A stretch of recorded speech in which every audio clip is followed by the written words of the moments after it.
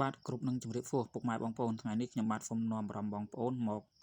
ធ្វើឆាបន្លែធម្មជាតិជាមួយនឹងសាច់គោបាទគឺបន្លែស្រស់ៗតែម្ដងដែលយើងបេះមកពីចំការថ្មីអញ្ចឹងវិធីធ្វើដំបូងឡើយគឺចាប់ផ្ដើមដោយការដាក់ខ្ទះយើងបើកហ្គាស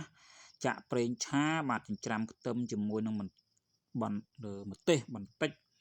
ហើយយើងក៏ចាក់ចូលមកបាទបន្ទាប់មកយើងកូរឆាវាដើម្បីឲ្យវាមានក្លិន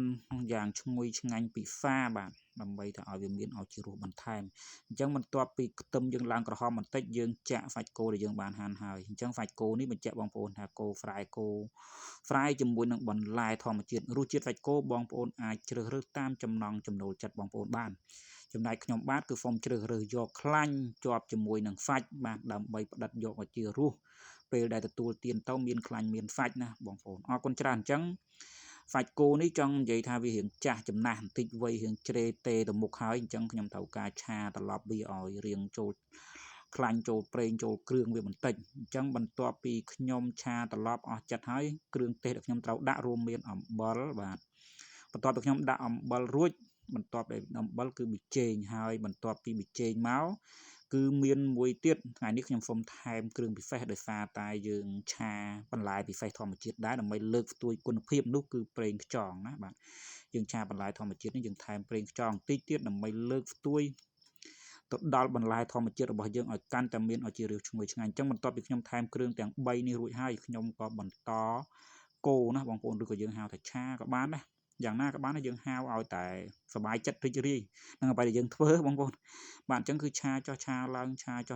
ឲ្យសាច់គោរបស់យើងចូលគ្រឿងសព្វហើយក៏បានន័យថាវាឆ្អិនល្អសព្វ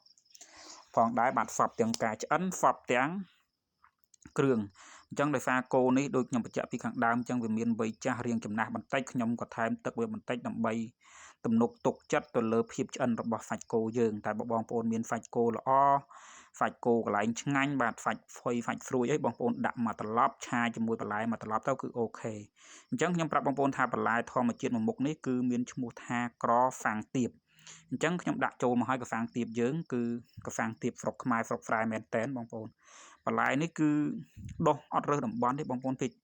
ប៉ុន្តែបើហ្វិនវាពេញនិយមគឺកន្លែងណាដែលត្រជាក់ក្រោមម្លប់ឈើចិត្តមាត់ទឹកចិត្តអីហ្នឹងសម្បូរដុះ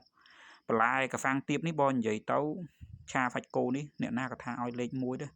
បាទហើយបើបានឆាកែបឆាអីក៏ត្រូវទាំងអស់និយាយទៅឲ្យតែគ្រឿងឆាគឺខ្ញុំឲ្យកហ្វាំងទៀបឲ្យលេខ1ហើយបន្លែនេះយើងឆាតែមកត្រឡប់ទេបានន័យថាយើងត្រឡប់វាឲ្យទុនតិចទៅប៉ុន្តែដោយសារកាពះពវៀនខ្ញុំហ្នឹងគាត់ទទួលទានរបស់ដែលថាមិនតាន់ឆ្អិនហ្នឹងមិនសូវជាបានល្អទេអញ្ចឹងខ្ញុំក៏សូមចម្អិនវាឲ្យរៀងលក្ខណៈថាហ្វាប់គ្រប់ជ្រុងជ្រោយបន្តិចណាបងប្អូនហើយបងប្អូនសុខភាពជាងខ្ញុំគឺបានន័យថាយើងដាក់ឲ្យវាមកត្រឡប់ទៅគឺចូលគ្រឿងឆ្ងាញ់ល្អហើយបន្លែនេះគឺយើងអាចរកបេះបានចំណែកខ្ញុំឲ្យបងប្អូនរកបេះនៅតាមចំការអត់បានទេបងប្អូនអាចក្រមើលទីផ្សារឥឡូវក៏មានលក់ដែរបាទព្រោះឃើញគេមានគ្រាប់ពូជគ្រាប់អីសម្រាប់ដាំដុះលក់និងចែកចាយលើទីផ្សារដែរអញ្ចឹង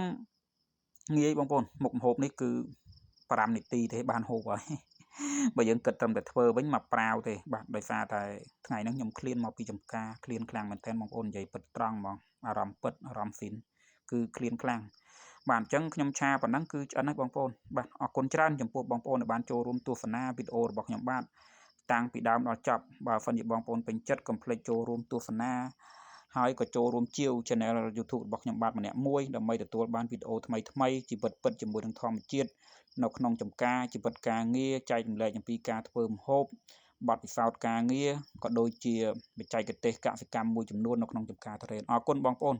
ជូនពរសុខសប្បាយទាំងអស់គ្នាបាទកុំភ្លេចចូលរួមជាវ like